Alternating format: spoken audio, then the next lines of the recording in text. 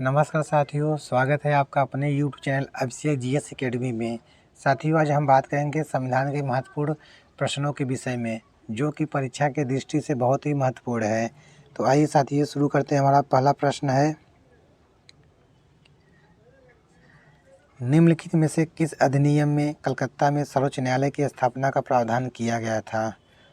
तो option number होगा ए, regulating act 1773 के अंतर्गत कलकत्ता में सर्वोच्च न्यायालय की स्थापना किया गया था, जिसके प्रथम न्यायाधीश सर एलिजा इम्पे थे। आइए नेक्स्ट चलते हैं।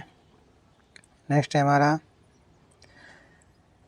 किस अधिनियम के द्वारा ब्रिटिश संसद ने चाय और चीनी के साथ व्यापार को छोड़कर ईस्ट इंडिया कंपनी के भारत के साथ व्यापारिक एकाधिकार को समाप्त कर दिया था?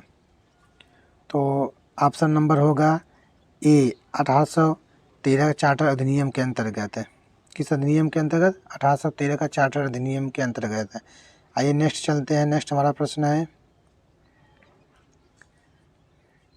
किस अधिनियम ने भारतवासियों को अपने देश के प्रशासन में कुछ हिस्सा लेना संभव बनाया था? किस अधिनियम ने भारतवासियों को अपने देश के प्रशासन में कुछ हिस्सा लेना संभव बनाया? तो charter act 1833। Option number A होगा, चार्टर एक्ट 1833 के अंतर्गत भारतवासियों को अपने देश के प्रशासन में कुछ हिस्सा लेना संभव बनाया। आइए नेक्स्ट चलते हैं। नेक्स्ट हमारा प्रश्न है, निम्नलिखित में से किस अधिनियम के अंतर्गत भारतीय विधान परिषद को बजट पर बहस करने की शक्ति प्राप्त हुई? निम्नलिखित में से किस अधिनियम के अंतर्गत भारतीय विधान परिषद को बजट पर बहस करने की शक्ति प्राप्त हुई?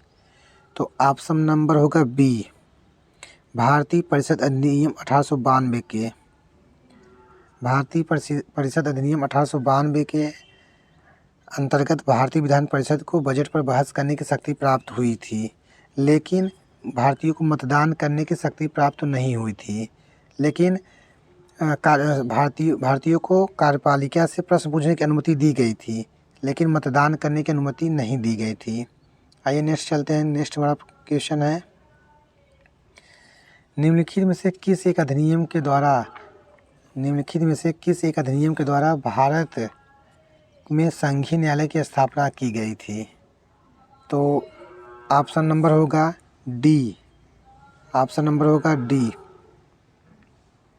उपयुक्त में से कोई नहीं, क्योंकि भारत में संघीय न्यायालय की स्थापना 1 अक्टूबर 1937 को भारत सरकार अधिनियम 1935 के द्वारा की गई थी, जो कि इनमें से तीनों ऑप्शन से कोई ऑप्शन इसमें से नहीं है। तो भारत में संघीय न्यायालय की स्थापना 1 अक्टूबर 1937 में हुई थी। कब हुई थी? 1937 में। और भारत सरकार अधिनियम 1935 के अंतर्गत की गई थी। आइए नेक्स्ट चलते हैं। नेक्स्ट हमारा क्वेश्चन है, भारत का संघीय न्यायालय निम्नलिखित में से किस वर्ष में स्थापित किया गया था? तो भारत का संघीय न्यायालय सन 1937 में स्थापित किया गया था। तो ऑप्शन नंबर होगा बी। ऑप्शन नंबर कौन सा होगा? ऑप्शन नंबर बी होगा। आइए नेक्स्ट चलते हैं। नेक्स्ट है, केंद्र में द्वैध शासन किस अधिनियम के अंतर्गत स्थापित किया गया? केंद्र में द्वैध शासन किस अधिनियम के अंतर्गत स्थापित किया गया था? तो ऑप्शन नंबर होगा सी। ऑप्शन नंबर होगा सी, भारत सरकार अधिनियम 1935 के द्वारा। भारत सरकार अधिनियम 1935 के द्वारा केंद्र में द्वैध शासन की स्थापना की गई थी। आइए नेक्स्ट चलते हैं। नेक्स्ट हमारा है क्वेश्चन, निम्नलिखित में से किस अधिनियम ने केंद्र में द्वैध शासन प्रणाली को स्थापित किया था? तो ऑप्शन नंबर होगा ए, भारत शासन अधिनियम 1935 ने। भारत शासन अधिनियम 1935 ने केंद्र में द्वैध शासन प्रणाली को स्थापित किया गया था। आइए नेक्स्ट चलते हैं। नेक्स्ट हमारा है, भारतीय विधान पालिका प्रथम बार द्विसदनी कब बनाई गई थी? भारतीय विधान पालिका प्रथम बार द्विसदनी कब बनाई गई थी? तो ऑप्शन नंबर होगा सी 1919 के भारत सरकार अधिनियम द्वारा। 1919 भारत सरकार अधिनियम के द्वारा भारतीय विधान पालिका प्रथम बार द्विसदनी बनाई गई थी। आइए नेक्स्ट चलते हैं। नेक्स्ट है, केंद्र में कौन सा एक्ट द्विसदनी विधायिका लाया? केंद्र में कौन सा एक्ट द्विसदनी विधायिका लाया? तो ऑप्शन नंबर होगा सी 1919 एक्ट। 1919 एक्ट के द्वारा द्विसदनी विधायिका लाया गया था। आइए नेक्स्ट चलते हैं। राष्ट्रपति की अध्यादेश निर्गत करने की शक्ति प्रेरित है। तो राष्ट्रपति की अध्यादेश निर्गत करने की शक्ति प्रेरित है। ऑप्शन नंबर बी होगा भारत सरकार अधिनियम 1935 के द्वारा। किसके द्वारा? भारत सरकार अधिनियम 1935 के द्वारा राष्ट्रपति की अध्यादेश निर्गत करने की शक्ति प्रेरित है। आइए नेक्स्ट चलते हैं। नेक्स्ट है, निम्नलिखित में से किस अधिनियम द्वारा संवैधानिक निरंकुशता का सिद्धांत प्रबीत किया गया था? निम्नलिखित में से किस अधिनियम द्वारा संवैधानिक निरंकुशता का सिद्धांत प्रबीत किया गया था? तो ऑप्शन नंबर होगा सी भारत सरकार अधिनियम द्वारा। ऑप्शन नंबर सी होगा 1935 का भारत सरकार अधिनियम के द्वारा संवैधानिक निरंकुशता का सिद्धांत प्रबीत किया गया था। आइए नेक्स्ट चलते हैं। नेक्स्ट है, एक संघीय व्यवस्था और केंद्र में द्वैध शासन भारत में लागू किया गया था। एक संघीय व्यवस्था और केंद्र में द्वैध शासन भारत में लागू किया गया था। तो ऑप्शन नंबर होगा सी 1935 के अधिनियम के द्वारा। 1935 के अधिनियम के द्वारा संघीय व्यवस्था और केंद्र में द्वैध शासन भारत में लागू किया गया था। आइए नेक्स्ट चलते हैं। नेक्स्ट हमारा है क्वेश्चन,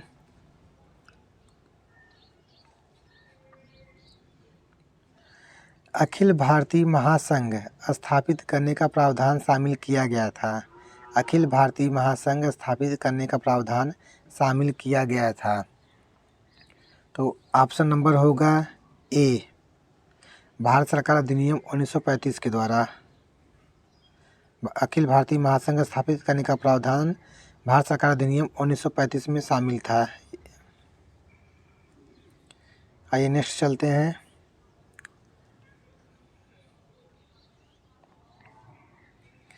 निम्नलिखित में से किस एक अधिनियम ने भारत में संघीय शासन की व्यवस्था दी थी?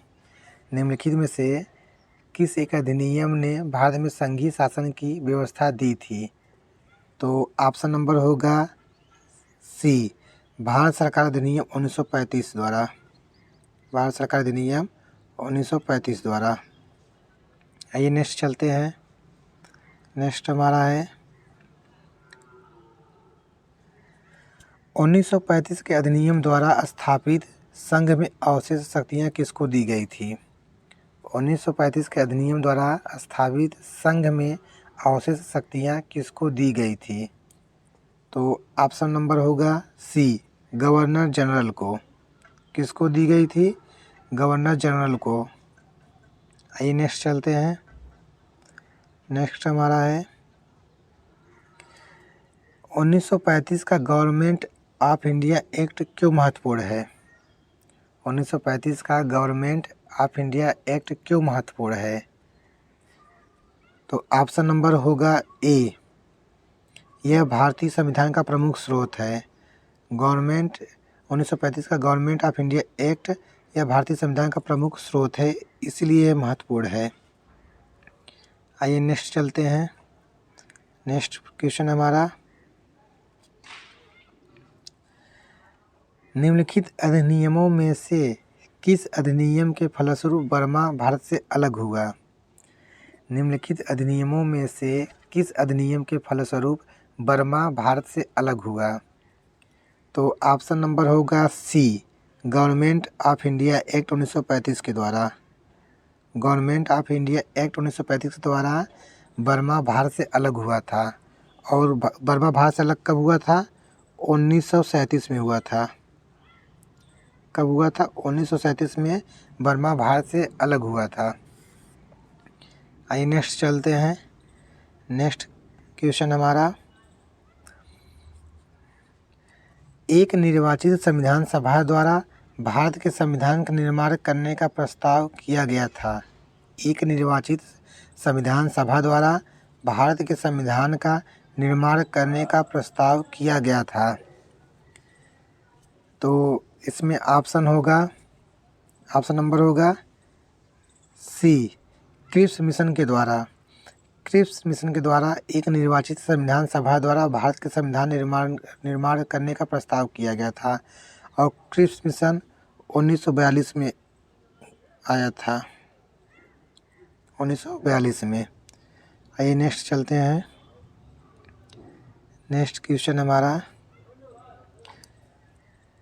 इन व्यक्तियों में से कौन कैबिनेट मिशन का सदस्य नहीं था? इन व्यक्तियों में से कौन कैबिनेट मिशन का सदस्य नहीं था? इन व्यक्तियों में से कौन कैबिनेट मिशन का सदस्य नहीं था?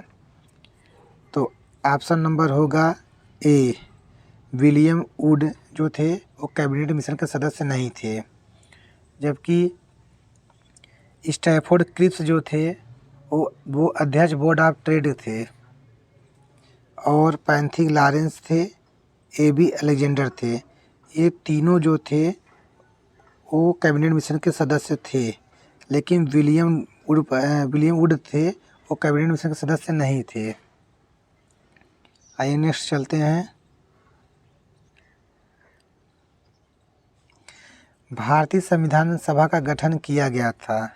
भारतीय संविधान सभा का गठन किया गया था, तो ऑप्शन नंबर होगा सी, कैबिनेट मिशन योजना 1946 के अंतर्गत भारतीय संविधान सभा का गठन किया गया था।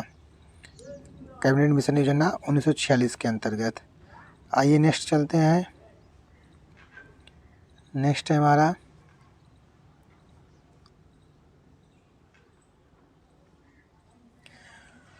उन्नीस सौ 1946 में निर्मित अंतरिम सरकार में कार्यपालिका परिषद के उपसभापति थे।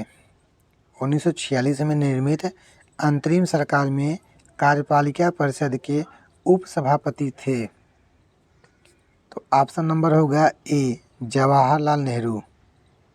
उपसभापति कौन थे? जवाहरलाल नेहरू थे। आइए नेक्स्ट चलते हैं। नेक्स्ट है हमारा, निम्नलिखित में से कौन अगस्त 1946 में गठित प्रथम अंतरिम राष्ट्रीय सरकार का सदस्य नहीं था? निम्नलिखित में से कौन अगस्त 1946 में गठित प्रथम अंतरिम राष्ट्रीय सरकार का सदस्य नहीं था? निम्नलिखित में से कौन अगस्त 1946 में गठित अंतरिम राष्ट्रीय सरकार का सदस्य नहीं था? तो ऑप्शन नंबर होगा सी, डॉक्टर एस राधाकृष्णन जो थे वो अंतरिम राष्ट्रीय सरकार का सदस्य नहीं थे। आइए नेक्स्ट चलते हैं। नेक्स्ट है, भारत के लिए संविधान की रचना हेतु संविधान सभा का विचार निम्नलिखित में से सर्वप्रथम किसने प्रस्तुत किया था? भारत के लिए संविधान की रचना हेतु संविधान सभा का विचार निम्नलिखित में से सर्वप्रथम किसने प्रस्तुत किया था? तो इसमें ऑप्शन नंबर होगा ए, स्वराज पार्टी ने 1934 में। स्वराज पार्टी का गठन 1934 में हुआ था और स्वराज पार्टी ने संविधान सभा का विचार प्रस्तुत किया था। आइए नेक्स्ट चलते हैं। नेक्स्ट है हमारा, भारत के संविधान का प्रारूप तैयार करने वाली संविधान सभा के सदस्यों को, भारत के संविधान का प्रारूप तैयार करने वाली संविधान सभा के सदस्यों को ब्रिटिश संसद द्वारा नामित किया गया था। ऑप्शन बी, गवर्नर जनरल द्वारा नामित किया गया था। ऑप्शन सी, विभिन्न प्रांतों की विधानसभाओं द्वारा चुना गया था। ऑप्शन डी, भारतीय राष्ट्रीय कांग्रेस और मुस्लिम लीग द्वारा चुना गया था। इनमें से कौन सा ऑप्शन होगा? तो इसमें ऑप्शन नंबर होगा सी, विभिन्न प्रांतों की विधानसभाओं द्वारा चुना गया था। भारत के संविधान का प्रारूप तैयार करने के लिए विभिन्न प्रांतों की भारत के संविधान का प्रारूप तैयार करने वाली संविधान सभा को सदस्यों को विभिन्न प्रांतों की विधानसभाओं द्वारा चुना गया था। कहाँ से चुना गया था? विभिन्न प्रांतों की विधानसभाओं द्वारा चुना गया था। आइए नेक्स्ट चलते हैं। नेक्स्ट क्वेश्चन हमारा, भारतीय इतिहास के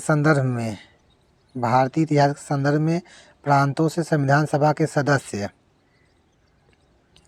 ऑप्शन नंबर ए, उन प्रांतों के लोगों द्वारा सीधे निर्वाचित हुए थे। ऑप्शन नंबर बी, भारतीय राष्ट्रीय कांग्रेस तथा मुस्लिम लीग द्वारा नामित हुए थे। ऑप्शन नंबर सी, प्रांतीय विधानसभाओं द्वारा निर्वाचित हुए थे। ऑप्शन डी, सरकार द्वारा संवैधानिक मामलों में उनकी विशेषज्ञता के लिए चुने गए थे। तो इसमें ऑप्शन नंबर होगा सी, प्रांतीय विधानसभाओं द्वारा निर्वाचित हुए थे। आइए नेक्स्ट चलते हैं। नेक्स्ट क्वेश्चन हमारा, संविधान सभा में सदस्यों का चुनाव कैसे हुआ था? संविधान सभा में सदस्यों का चुनाव कैसे हुआ था? तो ऑप्शन नंबर होगा डी, प्रांतीय विधानसभाओं द्वारा। प्रांतीय विधानसभाओं द्वारा संविधान सभा में सदस्यों का चुनाव हुआ था।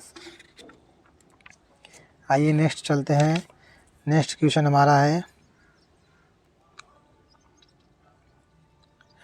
संविधान सभा के चुने हुए अस्थायी अध्यक्ष कौन थे? संविधान सभा के चुने हुए अस्थायी अध्यक्ष कौन थे?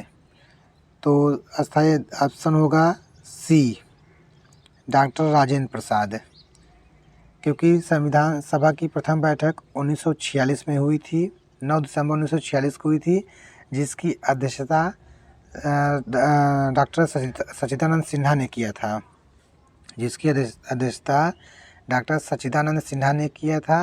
लेकिन 11 दिसंबर 1946 को संविधान सभा ने डॉक्टर राजेंद्र प्रसाद को निर्विरोध संविधान सभा के अस्थायी अध्यक्ष के रूप में निर्वाचित किया।